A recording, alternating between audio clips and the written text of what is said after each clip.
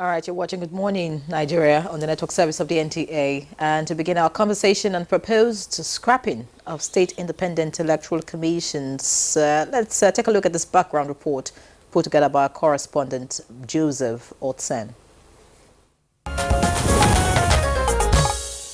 An election is a fundamental feature of any democracy, which provides citizens opportunity to elect leaders and representatives of their choice.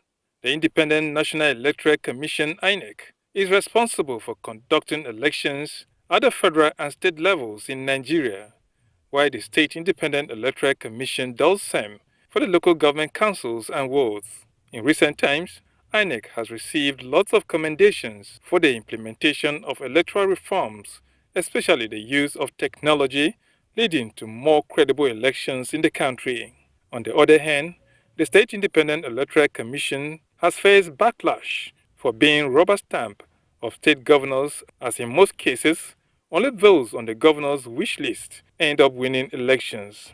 It is clear that almost all seats in council and ward elections conducted since 1999 were won by candidates of ruling political parties and sitting governors, with opposition parties and election observers questioning credibility of the electoral processes. Many political analysts have proposed scrapping of the state electoral body and its powers transferred to INEC to guide home a better exercise. Not long ago, INEC Chairman Professor Mahmoud Yakubu described the conduct of local government elections in virtually all states of the Federation as mere coronation of candidates of the ruling parties. Some state independent electoral commissions are only constituted on the eve of elections and dissolved thereafter. Adding his voice is the Attorney General of the Federation and Minister of Justice, Lateef Fagbemi. He says governors have exploited flaws in certain sections of the 1999 Constitution to effectively abuse the rights of local governments by using SIEC to impose leaders through sham elections. He has suggested a robust constitutional amendment that will remove all hindrance to the development of local governments and bolster their abilities to fulfill constitutionally recognized mandates. The federal government has also dragged the 36 state governors to the Supreme Court in its quest to drive full autonomy for local governments. If we are to address our critical national challenges, doing this requires legislation that safeguards and enhances the autonomy and effectiveness of this vital tier of government. The need for such action has become even more urgent in the light of the widespread abuse of the local government system by subnational governments. However, an election observer, Yaga Africa, is having a different view to the increasing calls for the abolition of state independent electoral commissions. It says the idea will overburden INEC, leading to poorly conducted local elections. Over-concentration of power in the federal government and local communities will be stripped of opportunities to participate in decision-making. Where then will a level playing ground be mapped out to enhance a fair and credible elections and good governance at the local governments? Guests on Good Morning Nigeria will share perspectives to this debate. Well, thank you, Joseph, for that background report there. And to discuss more on this issue, proposed scrapping of State Independent Electoral Commission (SECs), we have in the studio the former Director, Voter Education and Publicity INEC, Mr. Nick Dazan. You're welcome. Thank you very much. Good. Okay, Larry. All right, also joining us for the conversation, but via Zoom, is Samson Etodo, Executive Director, Yaga Africa. Samson, good morning to you. Good morning, and thanks for having me. All right, also joining us via Zoom for the conversation is Sam Elianya, Executive Director, Center for Republican Law and Policy. He's also an editor and publisher, lawnigeria.com. Many thanks for joining us, Mr. Sam. Good morning. And thanks All right, thank you for joining us for this conversation this morning. Let's come back to the studio and let's start with Nick. Nick, you've been in this electoral process for so many years before you retired. Now let's have your take on this proposed scrapping of state electoral, commissions. Thank you very much. I think at first blush, and given the legion of challenges that the state independent electoral commissions face, some of which were catalogued by the INEC chairman, Professor Mahmoud Yakubu, when the executive members of FOSECOM, that is the Forum for State Independent Electoral Commissions, visited him. But you could see from what we have experienced or seen of the six that even the catalog he listed was not exhaustive. There are other failings, there are other peccadillos of the six that he did not even enumerate. There are many. And I recall that in 2013, we had a retreat, the first retreat with state independent electoral commissions, INEC and FOSECON in Ilorin. And as soon as we were through with the retreat, because in INEC what we used to do is that anytime we had an experience sharing retreat or meeting, we are summoned, we are challenged to be candid. And in the course of that experience sharing retreat that we held with the state independent electoral commissions, the then INEC chairman, Professor Atahiru Jegana, challenged them to be candid so that we could see how we could help them. And in fact, before then, we had a memorandum of understanding with the CX. We observed their elections, they also observe ours. And all these are with a view to improving the conduct of elections at the local government levels and at the federal level. And a member of one of the state independent electoral commissions was very candid in his presentation about the challenges that they faced. By the time he returned to his post, he was sacked. So there are so many failings, which, for example, most of them are run on ad hoc basis. They are not constituted according to law. Most of the time, even budgets are not appropriated for them. Even where they are appropriated, they have to go cap in begging, in hand begging for the budgets to be appropriated and the funds given to them. And then you also see a situation where most of the members are appointed on the basis of patronage. So they work in cahoots with the governors to return their candidates. A recent example is the conduct of local government elections in Gombe and Oyo State on Saturday, 27th April 2024, in which the candidates of the APC in Gombe State and the PDP in Oyo State were all returned by the two, by Gombe sake and Oyo sake. So these, I would say, they are charades. They have consequences. First of all, there's no level playing field. Those who conduct the elections are partisans. They are not impartial. And because the outcome is predetermined, you discover that members of the opposition hardly even contest the elections. So, in spite of these challenges, for which a lot of people have said, please just scrap them, I think that it will be hasty and it will go against the grain of true federalism that we have been advocating for.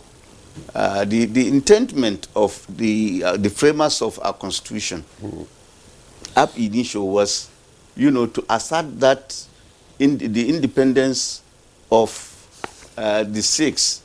Unfortunately, the mandate of the six is so abridged. There are two major issues: the conduct of local government elections and then they are working in concert with INEC to generate a register. They can advise INEC, and so INEC gives them the register that it generates conduct elections. So apart from that, you discover that the mandate is so abridged as to minimize and drive to the margins the conduct of elections in the local governments. Whereas, if you look at the mandate of INEC, on the other hand, is elaborate. And then also the laws and the pinning or and the guiding the sex. In fact, in most of the states, they are non-existent. But if you look at if you look at INEC, you look at its trajectory going back to when it was established, the laws have been reviewed. The Electoral Act has been reviewed from Electoral Act 2002, Electoral Act 2006, Electoral Act 2010 as amended, and then the Electoral Act 2022. Now, when you now subject the sex to scrutiny, you will not see any body of laws and the pinning and the guiding their conduct. So a lot of things need to be done. And I believe that rather than scrap the sex and overburden INEC, which also has its own challenges, the best thing is to address the challenges that the sex face. All right. Many thanks, Mr. Dzang. Of course, we'll come back to you talking about addressing the challenges of the state independent electoral commissions. But the question is, can it actually be effectively addressed? Let's get to Samson Etodo now. I'd like to hear your views about scrapping of the state independent electoral commissions. Of course, I quoted you earlier at the start of this program. You talked about too much burden for INEC and all of that, and then what the Constitution says, and like he said, for true federalism. But, give us in details. Why do you really think that scrapping of the state independent electoral commissions will not do us good?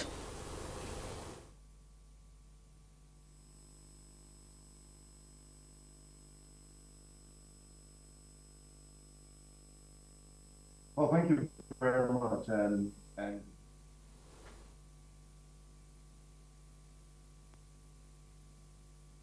me?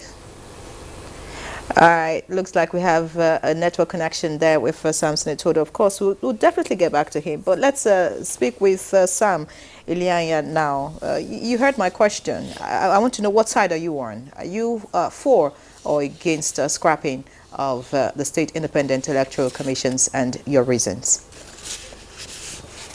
All right, looks like we're having challenges, network challenges with our Zoom guest.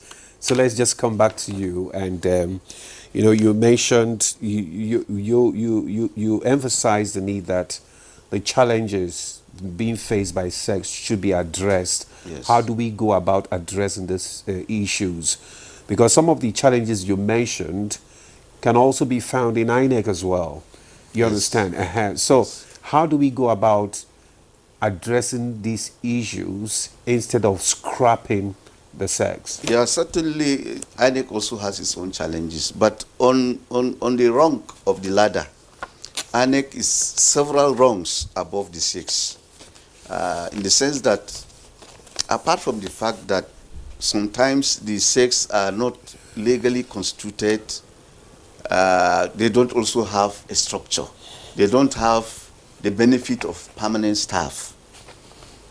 People who work there as bureaucrats, who service the system, who carry out the operations of the commissions, the various commissions, and therefore, at the end of the day, there is coherence, there is sustainability, and also there is institutional memory. You can fall back on what the staff has experienced in the past to improve on the conduct of elections, which the sex don't have. So the sex need to have a structure, just like INEC has a structure. You have bureaucrats led by a permanent secretary appointed by the commission, and directors at the headquarters. And then at the state level, you also have administrative secretaries and directors manning the various departments And then these are also reflected at the level of the local governments, where you have an electoral officer in charge of each local government, 774 local governments. Okay. Now you need to have that structure. Talking about that structure, some state governments would say that that's not possible because it would mean increase. Yes, in I'm coming to the number that. of staff that they have. The corollary to that is that they must be well funded. They must be. You can't. If you want to conduct elections, you must fund the commissions. To the extent that they don't have to go to INEC, borrowing cubicles and ballot papers. They need to have their own facilities. They don't have to go to INEC, depend on INEC facilities. They need to have their offices manned by their own staff. And then you need also to, like I said, have laws that are reviewed based on, as you test the laws, you review them. Like what, in the case of INEC, I've mentioned that since 2002, the laws have been reviewed. As elections are conducted, challenges arise, you review the laws to address the challenges. The SECs don't have that benefit. Then also you need to appoint people who have unimpeachable integrity and character. You don't just appoint people based on patronage because somebody taught you in school. I know of a state where the governor told me he appointed the chairperson of the SEC because the person taught him in high school. I'm not saying that the person is not capable, but I thought that the overriding concern should be competence. So you need... Maybe he has seen the competence of the... Yes, I'm trying to...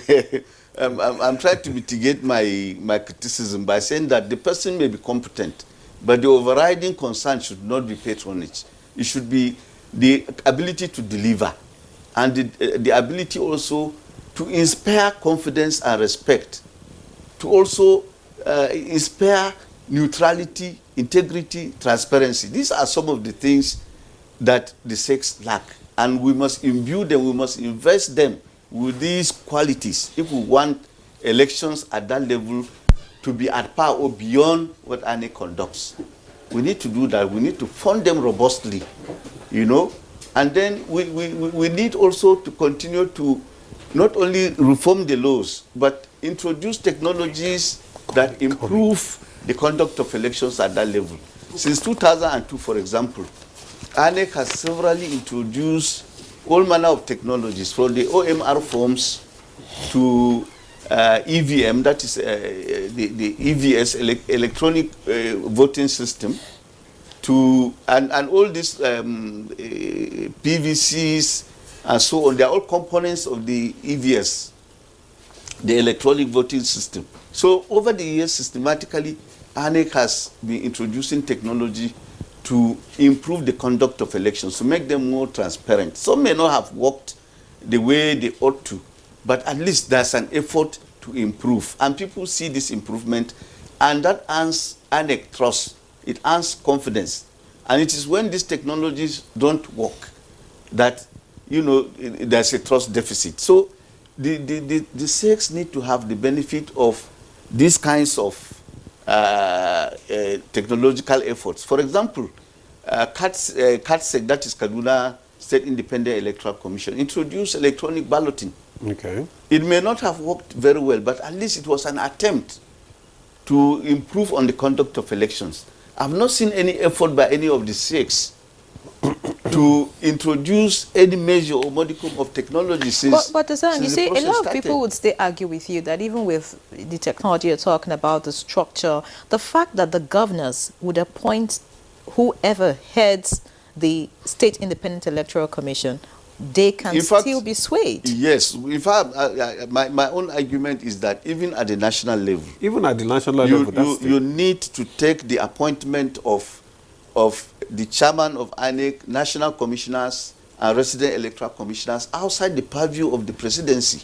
In other jurisdictions, what is done is that these positions are advertised, the requisite qualifications or requirements are put there, people are either nominated or they apply, and then at the end of the day, when they are shortlisted, people can now, if they don't approve of certain individuals, they have issues, they petition.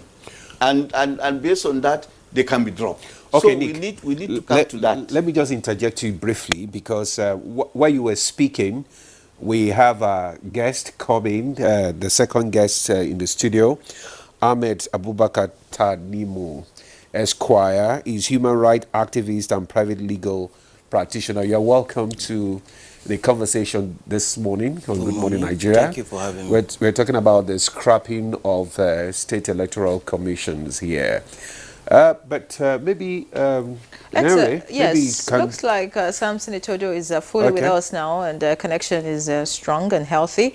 Samson Itodo, so if you got my first question to you is about why you are against, because of course that's in public domain that you're against, rather Yaga Africa is against the scrapping of the state independent electoral commissions. Could you give us your reasons, really?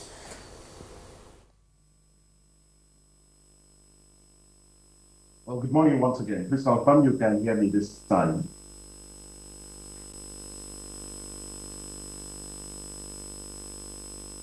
we can hear you. Go ahead, please. Please confirm you can hear me.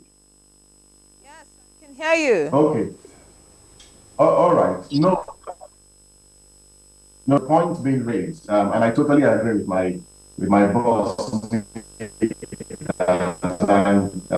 who is in the studio, that the proposal to scrap is fundamentally flawed. It's bad, it's poor, but there are several. All right, Samson, so the connection is still not too good. We hope we can perfect that connection so we can hear your views clearly on the program this morning. So before we get back to Sam Miliania, who is also joining us via Zoom, let's speak with our guest right here in the studio, Ahmed Abubakar Tanimu Esquire. Of course, we're talking about the scrapping of the State Independent Electoral Commissions. What are your views? Are you for or against? Definitely, I am for. And the reasons are quite numerous. You see, since 1999, when we had proper structure in the local government, elections were conducted by INEC. No matter how flawed the election might be, we have a semblance of local government having autonomy, having chairmen that were performing. But ever since the state realized, and what is in the constitution, that they have the responsibility of conducting election, in all the states of the federation, no exception, what they normally do is that the governor just, I don't even believe that elections are being conducted, because you discover that the government in power will return as successful 99% at times. They maybe leave maybe a councillorship to the other opposition party. That is not fair. That is not that's not reflecting the yearnings and aspiration of the common Nigerian. States over time, they have failed in their responsibility. We have the state assemblies. They are supposed to be checkmating what the governor is doing and not doing right. But over time, we've seen how power play. They've lost that right. Rather, they are now awarding governors award. They are the beck and call of the governors. The governor do whatever they like, and there's no control, no check and balances. So if we must have state elections to continue to succeed, there are certain fundamental reforms. In fact, it should be constitutional, so that the issue of local government autonomy will be strengthened through electioneering. But as it is, what we have at the moment is just a charade. It's not electioneering at the local government level, because states are responsible for it. But if you look at it, if INEC at the national level are allowed more manpower, more resources, they were able to conduct routine election. There are states, for the past 8 years, they have not conducted election. They keep appointing sole administrators, all at the beck and call of the governor. So that is not healthy for a democracy. We need to nourish, and the democracy that we are, our national democracy is now, has been in existence for quite a while now, that by now we should be talking about advancement. Rather, we are retrogressing, because, as I said, for every electioneering circle at the local level handled by the various state electioneering, no matter the technological advancement, because of manual involvement and manipulation, the system did not allow the system to flow. So at the national level, INEC will not be that interested in determining who becomes the local government chairman. There is an element of independence in it, no matter what we have. If the same election will produce houses of assembly members, why wouldn't they equally conduct elections for the local government and the councillorship at the ward level? That is the most important aspect of governance. And because you can see from all indices, because the local governments are not functioning, that is why we are having a lot of challenges. Development, dividends of democracy is not really trickling down.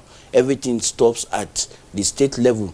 The control, as you can see, every attempt by the government to bring innovation is being resisted by the very, very powerful governors. And they get these powers mainly because we have a flawed system that they are now the people controlling the system. You cannot be a judge in your own case, and you will not be expected to lose such kind of cases. So that is just what we have. Until we have improvement, whereby there will be element of independence, the element of check and balances, the State Electoral Commission should not be at the control of the state governor, regardless of the appointment. The fact that they are not the one responsible for it will create some elements of credibility. If you look at state House of Assembly members, the reps, they are quite kind of some element of, at least Nigerians were able to say yes, even with the flaws identified, but it has a semblance of reflecting the yearning and aspiration of the electorate. But a lot of people have argued that instead of scrapping the sex, why not address the challenges, that they are facing right now? Because some of these challenges can also be identified with what goes on with INEC as well. You understand? And the principle of federalism. And what does the Constitution say?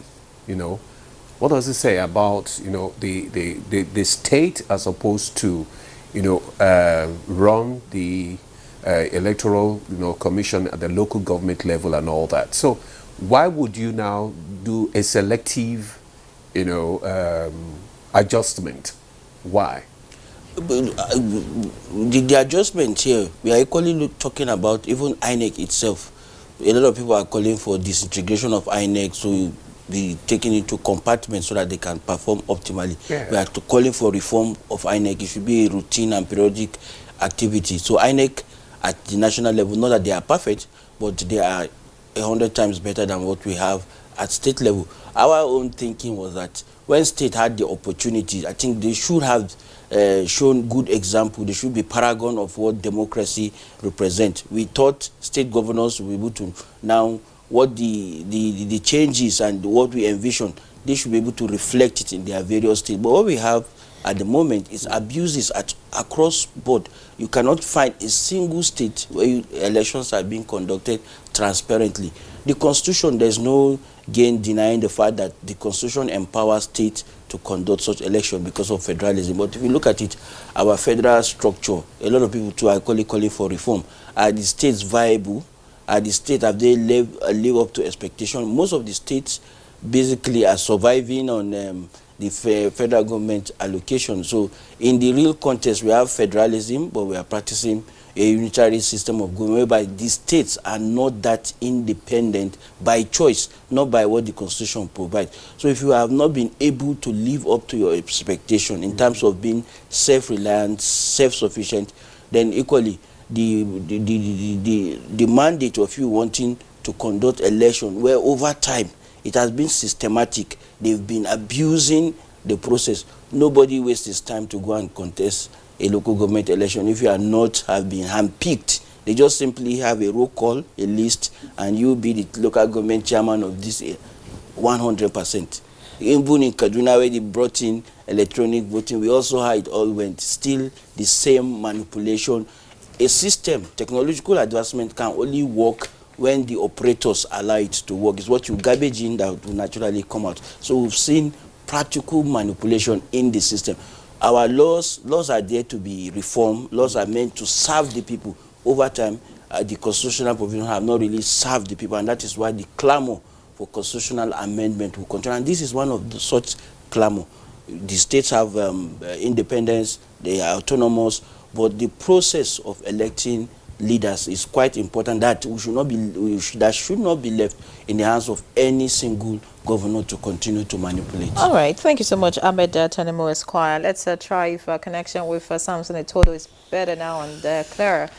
Samson Etodo, if you can hear me loud and clear, I'd like you to please respond to the earlier question to you. Thank you very much. Please confirm you can hear me.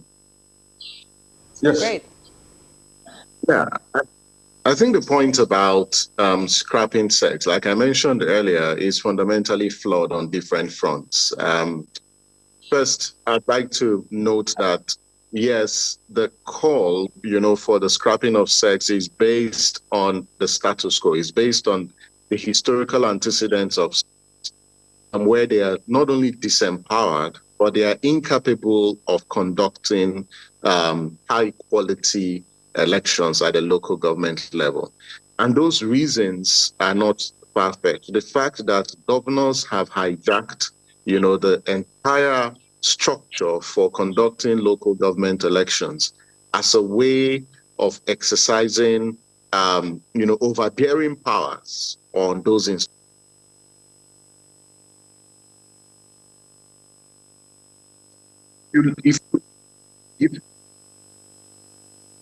If you look at, why we are where we are where we are because the structural mechanisms in place and independence of state independent electoral commissions is not guaranteed in the Constitution. And this is why it is important that whilst we think about scrapping of sex, the question we should ask ourselves is, have we protected and shielded the sex from capture, just like we have done for INEC? The answer is no. And so what we need to do, is to look at one, why is it that state governors do not conduct elections after, how do state independent electoral commissions don't conduct elections, after the term of office of local government chairman elapses? It is because there is no clarity, there's ambiguity on the question relating to the tenure of the local government councils. So we need to deal with that. The second point is that you scrap sex, you transfer the powers to INEC. INEC is suffocating with a lot of responsibilities. INEC have said, please take away this responsibility of electoral offences prosecution, because it comes with the commission with a lot of burden. This same INEC that is screaming that its responsibilities are too enormous is the same INEC we want to saddle with the responsibility of conducting local council elections. And so I think it is quite unfortunate that we're making that call at this moment, because we want to just suffocate the Electoral Commission if we transfer that responsibility to INEC. The third critical point, which is very important, is this discussion around local government autonomy. I think that it's ironical that on one hand, there is a clamor for local government autonomy. On the other hand, there is also a clamor for centralization.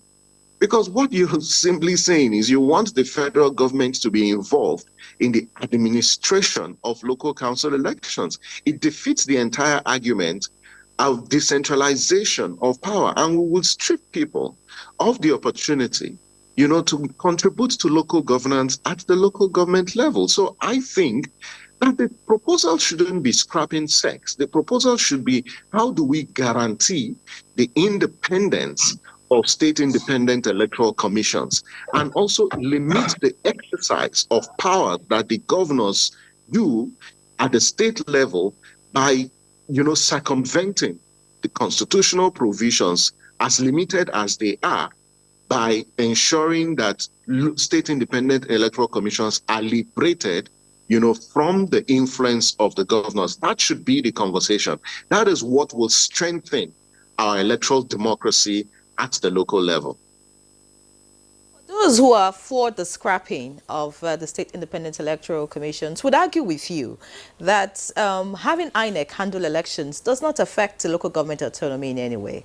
In fact, it will strengthen it, because that way you're having one electoral body in the country running the affairs of elections at whatever level. and ensuring, that these elections are as credible as possible. Instead of having 36 state independent electoral commissions that, you may not be too sure. Even when one or two states get it right, other states may give you problems. So what's your take? And then you're talking about suffocating INEC. If more responsibility is handed over to INEC now to handle state local government elections, of course, there will be plans to strengthen INEC. So could you respond to this?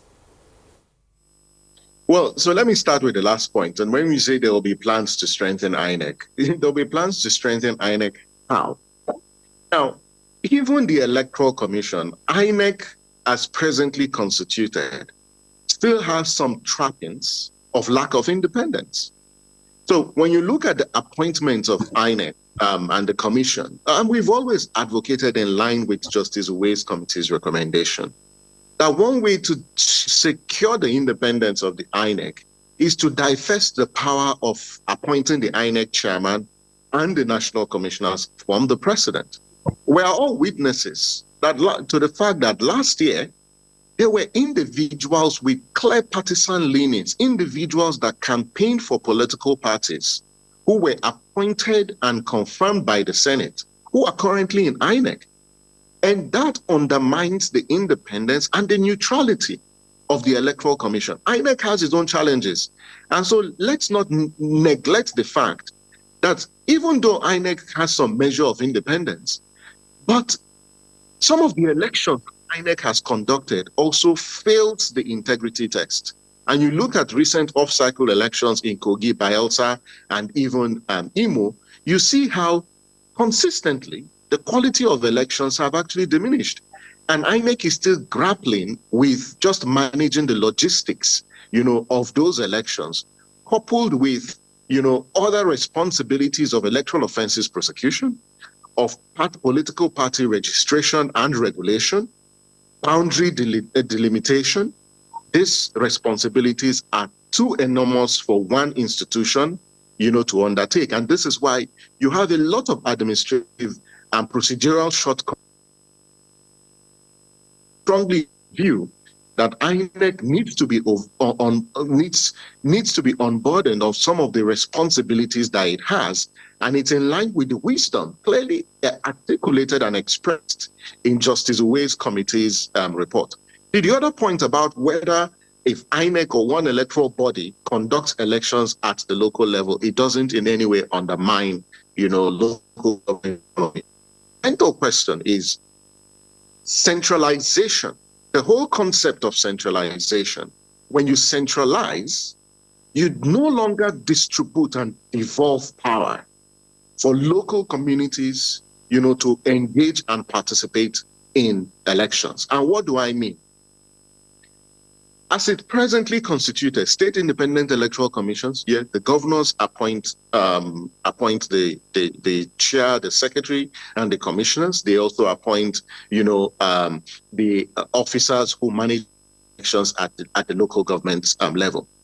Those people who manage those elections are people who come from those states. So you give the people the opportunity, to manage the elections. They are part of the decision making about how elections are governed.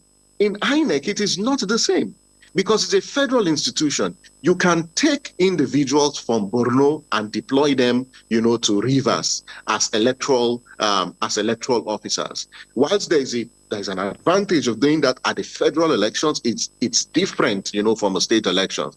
And so you give people the opportunity to participate, because the whole concept of devolution of powers is to enable people exercise what you call local autonomy about their decisions. Now, the mode of making those decisions is critical because it has to meet certain tests. And it's a test of transparency, is a test of accountability. And this is at the heart of the discussion, is that in the management of state independent electoral commissions and local government elections, have state independent electoral commissions been transparent and independent? The answer is no. And the reason why is because there are some constitutional gaps that needs to be fixed. So my argument is, why not fix those gaps and see if the states do not exercise the kind of independence. And let's not forget, history, tells us that the same challenges that state independent electoral commissions face were the same challenges INEC was facing 10, 15 years ago, until the reforms were undertaken and attention was placed on INEC. If we place the same attention and focus and the we make on INEC at the state level and the subnational level, I bet next 5 to 10 years, there will be radical reforms at the state, because we've vetted the states the way they choose without recourse to the Constitution is what us to where we. Well, thank you very much, Itodo, there for your contribution. He has raised a lot of issues there. But before we come back to the studio, let's try our second Zoom guest, Sam. If you are Sam, are you still with us? Okay, let's have your own thought. Let's have your take on the scrapping of the State Independent Electoral Commission, the proposed scrapping. Let's have your take. Can you hear me? Please go ahead. Can you hear me, please? Yes, we can hear you clearly. Go ahead. Okay. I might have to approach from a different angle. I do not think it's a question of whether we need to scrap or not to scrap. I think it's high time that for Nigeria. Nation builders did not just sit down, deploy tools and platforms, and at the very first appearance of challenges, they turn around and they look for new tools. That's been our story. At the 1787 Constitutional Congress of the US, a woman asked Benjamin Franklin, "Doctor, what have we got, a republic or a monarchy?" And the 81-year-old statement said, "We have got a republic, but if you can keep it." And that is the challenge of the hour. Every single time we have gotten ourselves a new constitutional instrument, what we sit down, NGO operators, election officers, politicians, is to start looking for gaps and holes as to why which our founding fathers, the latest one, have just told us that's what we need to move forward. So that's why I disagree with the gentleman who just spoke right now in the Constitution that prevents we being able to have elections at the local government level. What the problem, I believe, is what Mr. Franklin said. We is that we need to run a republic. I think Nigeria is a game. It's a ping pong. And one of the most important personality that our country has been given to us to ensure that we have a public is the Attorney General, Federation and State. And for me, that's really what pains me the most. I mean, I can understand politicians who out of the next conference saying what they are saying, but what I cannot understand is when the law office of the nation, the one person who has no business excoriating or making any portion of our constitution look like something that cannot work, when he starts saying, I cannot deal with this aspect except it is changed. That for me is a problem. There are so many tools that we've been given in the Constitution to enable the AG to go out there and ensure that the laws are working as to elections. Go through the past 24 years now, go back before that. Get back to the very first time we had the first election body in 1958.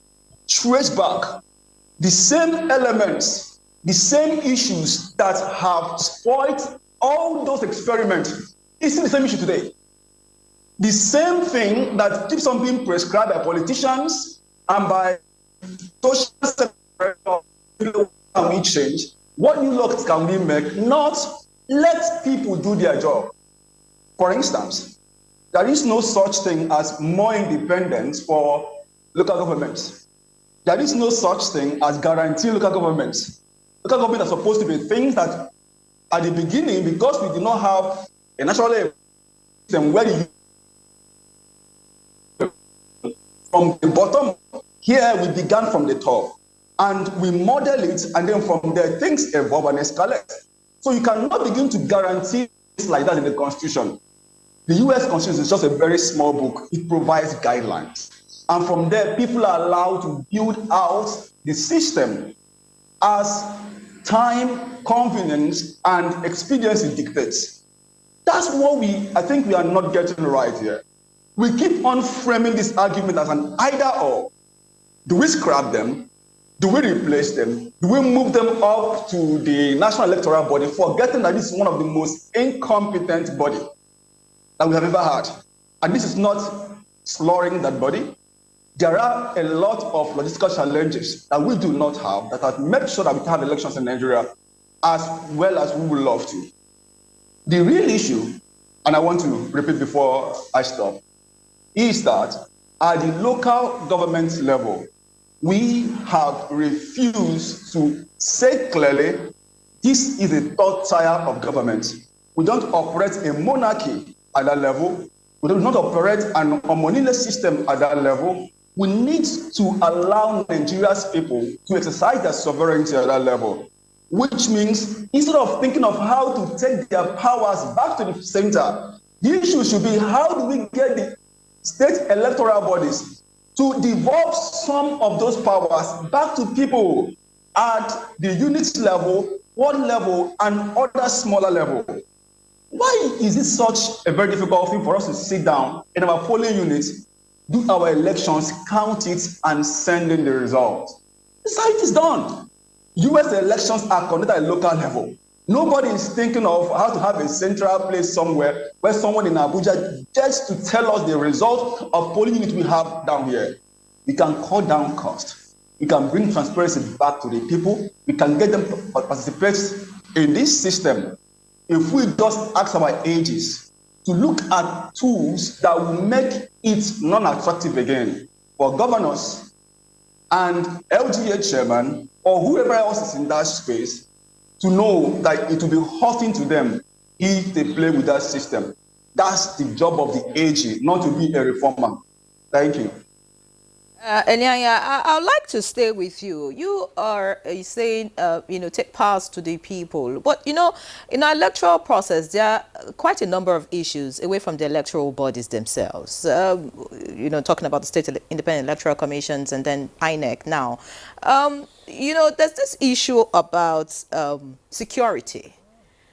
That's some of the things you're saying, having the people, do their stuff without having to involve, federal might and, if you like, the security system like we operate at the moment, will cause a lot of issues. And then the economic situation, there's this issue of vote buying. So even when you let the people decide, sometimes they can also be swayed financially, and all of that. There's also the issue of voter apathy. A lot of Nigerians just see election as, another day for them to get involved in their house chores and all of that. They're not interested in elections in the country. So there are quite a number of issues that affect even, the average person in that ward or local government you're talking about as regards elections. So in your own view, what is the way forward? What is the way out to strengthen our electoral process, just so that, beyond the electoral bodies, every Nigerian can begin to stand up and take elections seriously? Thank you for the question. And the answer is what I already told you. We have a way of dealing with matters in a lawful and constitutional way that can be replicated over and over and over again. And our laws provide that the law officers of this country ensure that the constitutionally elected total of government, is established and upheld in our system. All the things that you have outlined, they are real. Whether you have INEC or you have state electoral bodies straddling these elections, all those things will exist. Voter apathy, for instance. I remember when I was a child, my mother in the village Even though she didn't have a law, I remember that they would troop out to the village square, meet together with politicians. When it was time for elections, they would go out, cast their vote, thumbprint, and back they go. I have tried in the last 20 years to go out to go and vote. It's almost impossible. One, because of the over-militarization of political space, because the center is drafting in all the security forces, trying to use force to get elections to go. We're saying that we have tried that several times. We've had like 9 electoral bodies. 1989 rather, under the IVB administration. The national body conducted LG elections. You want to go and look at the result. It was so horrible, the electoral register in some cases could not be found at all. The reports and about. So we have done this, and we are also doing other ones, and we are saying it's not working. Is it not working? It's not working because the operators are not sincere. The AG, who has the duty to ensure that people get to understand that tampering with election at that level amounts, in a sense, to treason, has not found the tool to be able to do that. And that's an easier thing to do. And we're saying that there's a reason why you have removed the office of the AG from the office of the National Reform Commission. Because he's not supposed to be an activist trying to reform our laws. His job is to ensure that our laws are upheld. Say this law needs to work. We don't have anyone doing that first of all for us. Until we do that, we cannot say it's not working. We have to have people who do that. When we have done that, we can then say it's not working. Not that we have tried and no, it doesn't work because we haven't done what we're supposed to do legally. Until we do that, I'm saying that all of this ping pong we are playing, this nation's destiny, it's just it's not an adult thing to do. All right, thank you, Sam. We have to ensure that all our laws are working. All right, we'll get back to you later, but let's get back to the studio. But before we come back to the studio, we need to go for a break. Then when we come back from the break, then we'll follow up on the conversation. Thank you. Stay with us. Thanks for staying with us. You are still watching Good Morning Nigeria, and our conversation is still on the scrapping of the State Independent Electoral Commission, and we still have our guest in the studio. Now, let's come back to you, Nick. You've heard the discussions and contributions from all our guests, and you seem to be in the middle. You're neither for nor against. But my question would be... I stand with 6, okay. with provisos, okay, which is that they need to be invested with, they need to be strengthened, they need to be invested. Yes, that was exactly my question. Exactly. Well, how do we go about reforming the system now?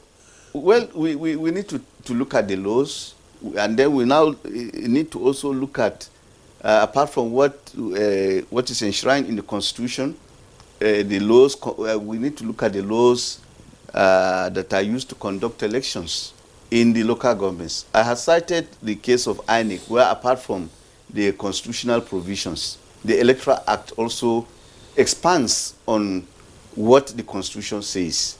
And the two documents are used together to conduct elections. The Electoral Act draws its inspiration and afflatus from the Constitution, which is the supreme law of the land. By the same token, we expect that the 6 should also have their own laws that draw from their mandate as enunciated in the Constitution, which most of them don't have. So you need to have that, and you need also to look at the type of people you appoint as chairpersons and members of 6. And I had said it here before, that you need people who have unimpeachable integrity. How do you determine that? And, well, if there are people who have integrity, we know. We know. Let me give you an example. When 1 or 2 persons who had affiliations with political parties were appointed by former President Buhari and President Tinubu, Nigerians called their attention with evidence that these people have partisan interests, and therefore the conduct of elections by them will be colored by that partisanship. And we saw it in one of the states where a resident electoral commissioner, was largely was massively rigging the election in favor of a particular candidate. And that is part of why some of us see danger in taking back elections even to INEC. Because even as we speak now, there are people at the resident electoral commissioners that are alleged to be partisans.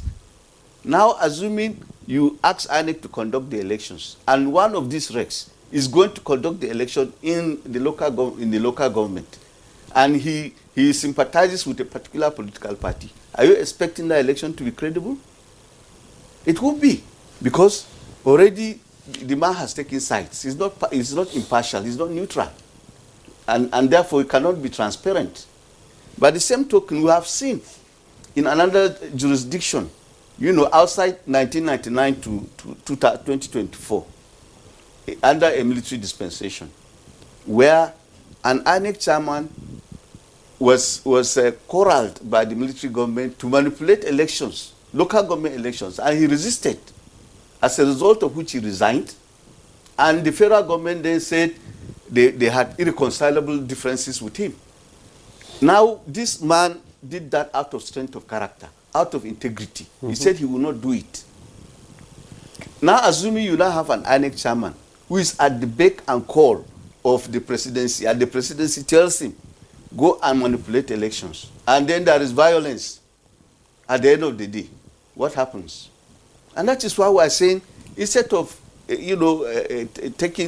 scrapping stakes and taking their responsibility and giving them to INEC, the best way is to look at the challenges that the stakes have, address these challenges, and over time, they will come to par with INEC or even surpass INEC.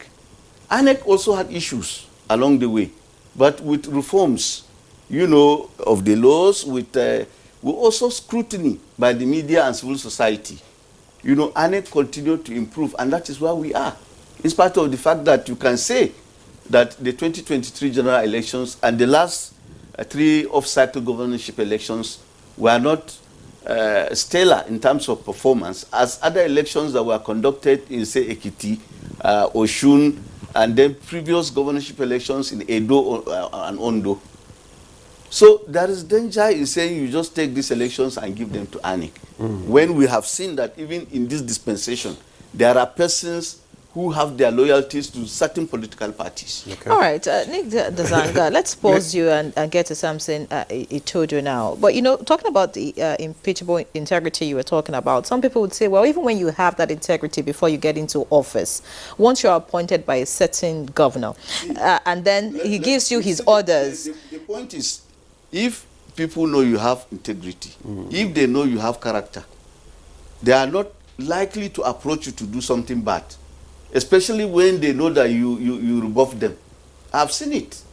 I'm a witness to it. All right, let's. I've also been a witness to where somebody was craven. He was willing to ingratiate himself. So I've seen all these tendencies. Okay. And it tells me that if somebody knows that I will not do a wrong thing, it is very difficult. It will be very challenging for him to approach me. Okay. Whereas if he knows that I'm pliant, I'm pliable, I can be manipulated, he will take advantage of it. All right. All right. Okay. Let's get to Samson Etodo now. Okay. Before you go to Samson, I just want to ask him one question. Before we go to Samson, you are canvassing for the scrapping of sex, but people have argued that the problem, the challenge actually, is not about the law. It's about the people, the actors themselves. So instead of scrapping, why don't you begin to find a way in which we can get the right people, just like he said, and get the people mindset, reset, rejig.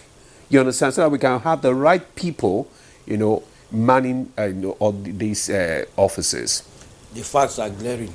The right people will never find their way to that position, because when you have governors that are hell-bent on controlling local government, all the local government, why do you have a ministry for local government of chieftaincy affairs? All what they do is to just, I want to say it very categorically, is just to use the funds for the local government, funds that are meant for developmental projects. They just find their way to the pockets of individuals. We cannot allow that. It's not about the law. Nigerian laws are perfect. We have never allowed the law to even try to even work. Rather, we always call for amendment. When we amend it, the same set of people will not allow the law. People making argument. Look at INEC.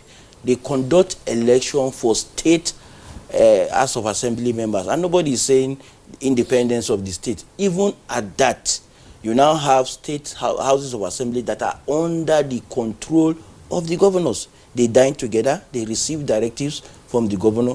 So this is the one that even INEC has conducted, and we has some semblance of a fair and credible, there's some element of credibility in it, yet they are always at the beck and call of the governor. I don't think in Nigeria there's any state of assembly that is truly independent and that have been performing their function in that line, in the sense that they are supposed to be exerting check and balances on the governor. The executive, the legislature, they are supposed to provide that check.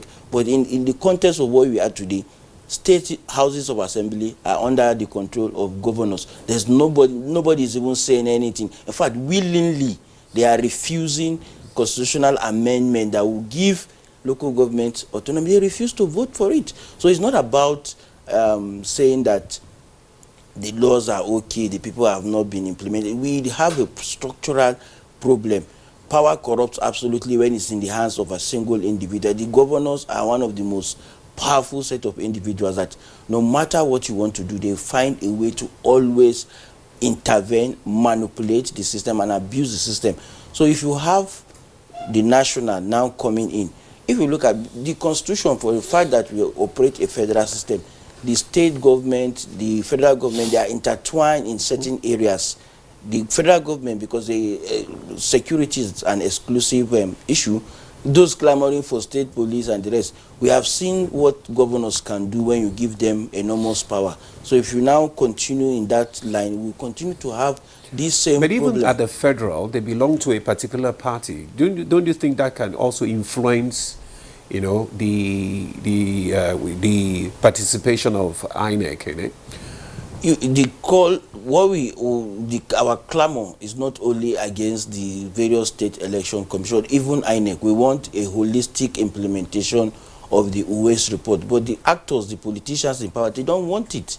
They know that if elections, look at all the innovations being made by INEC, but we don't see that. When elections were conducted, the recent election, people were expecting the get results real time. And unfortunately, as the other speaker talked about, the lawyers, which I'm part of, we are equally culpable in a way, in the sense that the fact that you have laws that are not being implemented is a big challenge. The Attorney General of various states, even at the national level, has that enormous power, has that responsibility. Then the courts, how far have the court gone in terms of judicial activism? If state houses of assembly, national assembly refuse to make law, if you make judicial pronouncement, sound judicial pronouncement, it will compel them to now implement and amend the law. But we don't, over time, we tend to stick to interpretation of the constitution in the literal context. We should go beyond that.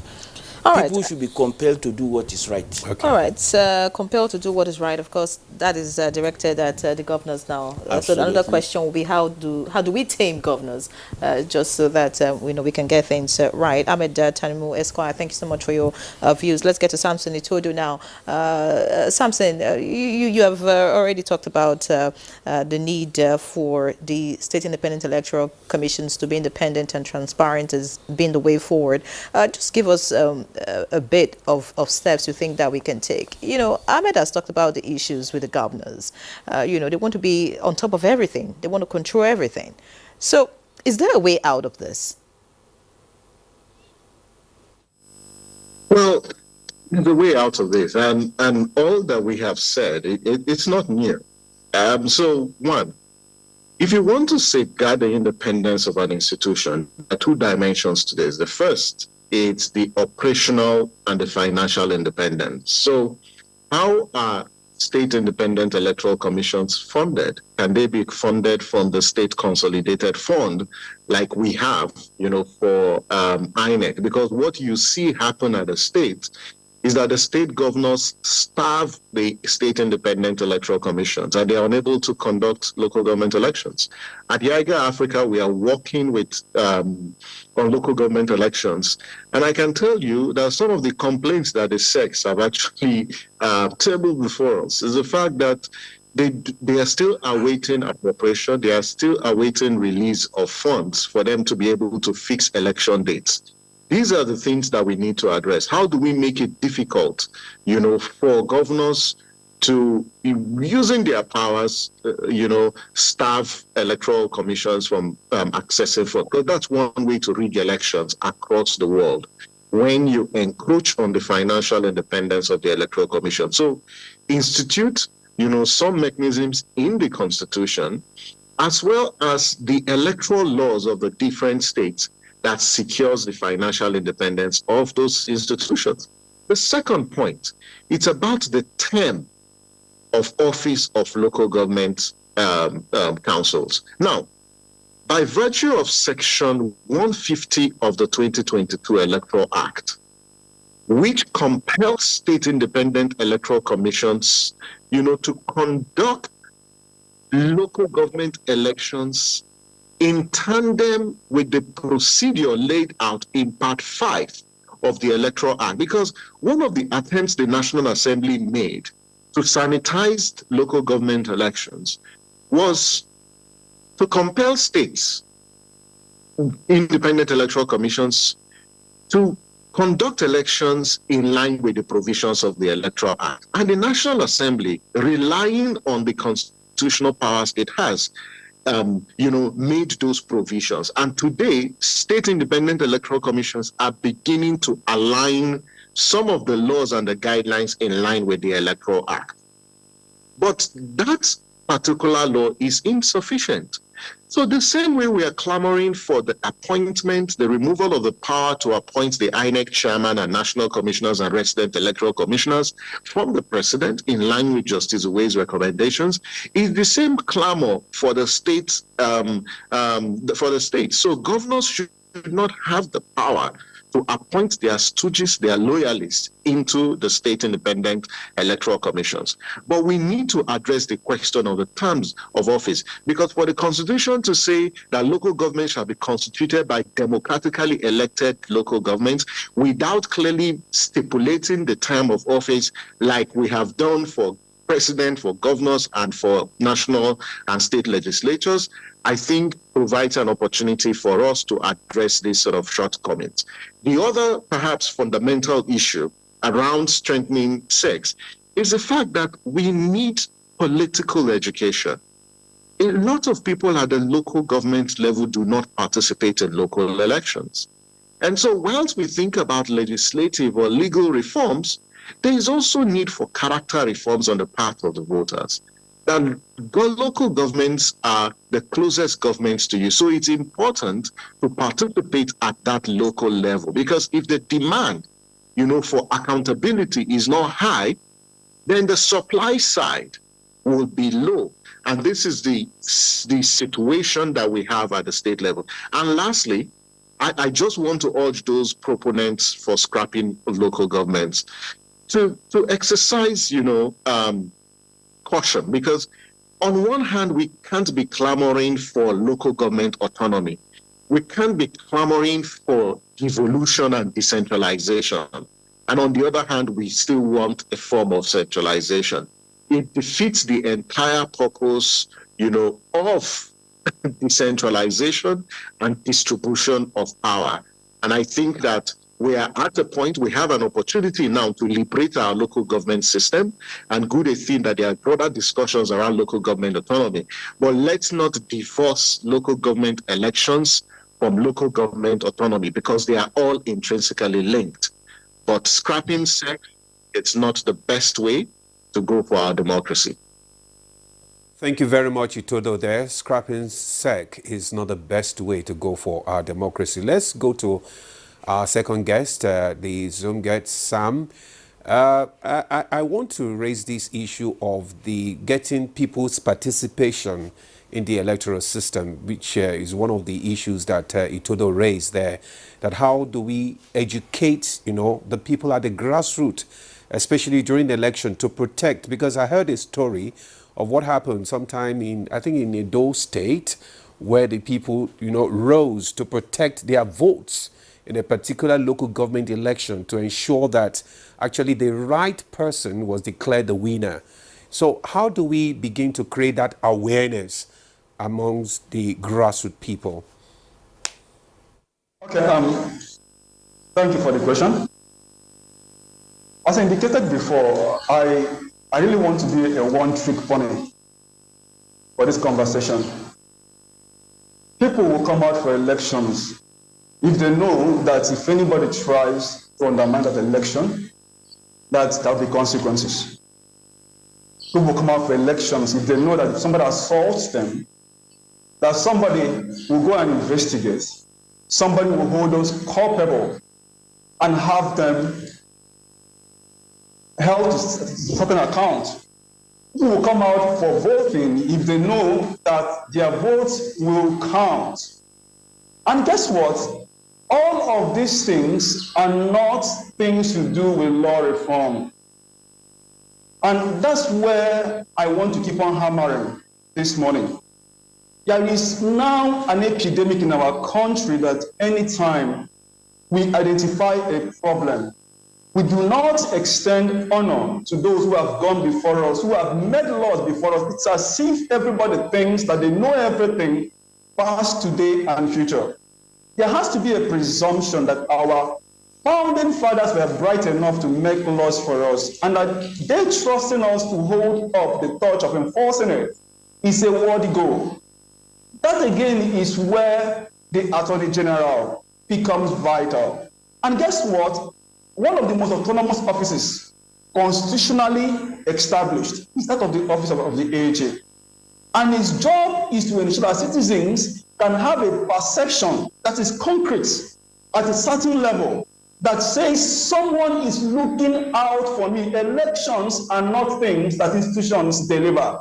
They are not things that politicians deliver. I have had a lot of talk here about if only appoint people who are not partisans. Where are you going to get them from? In the US, the electoral body is often made up of equal number of partisans. And so it's a stalemate. Nobody will push each other around. So I'm not even one to advocate for that artificial self-deceit. You can find somebody who somehow has the integrity to go in there and use that personal integrity to get all these things done. The only way that people get into public offices, whether they have integrity or not, because even a person with integrity can sometimes not be on his A game or can sometimes be deceived. But when he or she knows that the law demands that if they step out of line, their past will be forgotten and their today will dictate what will come to them consequentially. That's what I want to hammer on today. Our attorney generals are not doing their bits, and it is on them. So instead of the current AG trying to get us off on this red herring again, I commend to him this very important task that none of his predecessors have ever done before, which is to be a defender of the Constitution. Our Constitution is an orphan. It should not be that way. There has to be someone who listens to us. Sam Eliana, Constitution should not be an orphan. Of course, we must uphold our Constitution. Thank you so much, Sam Eliana. A beautiful way to end the conversation. But I just want, just in 20 seconds, Nick Dazang, what will be your last words on the program on how we can strengthen the electoral process in general? Well, it already mentioned funding. And I had also mentioned that part of the challenge the SECs have is they have to always go and beg for funding. It shouldn't be. Let it be stated by law that they will draw their funding from the first line charge of the consolidated revenue of the state. You know, once you have that, you have solved a big problem. Because you don't give, if you give somebody a job to do and he's not empowered to do it, is not likely to deliver. Thank you so much, Nick Dazang, former Director, Voter Education and Publicity, INEC. Thank you for being our guest today. We appreciate your thoughts. Of course, Sam Samson Itojo, Executive Director, Yaga Africa, thank you so much for joining us for the conversation. Ahmed Abubakar Tanimu, Esquire, human rights activist and private legal practitioner, thank you so much for being a part of the conversation. And of course, Sam Eliania, Executive Director, Center for Republican Law and Policy and editor, publisher, lawnigeria.com. Thank you for your insight on the program. So, of course, that's Good Morning Nigeria this Tuesday. Thank you so much for being a part of it. Please remain tuned to the NTA. I'm Yen Ray John. And I am Ademola Adio. Thanks for keeping a date with us.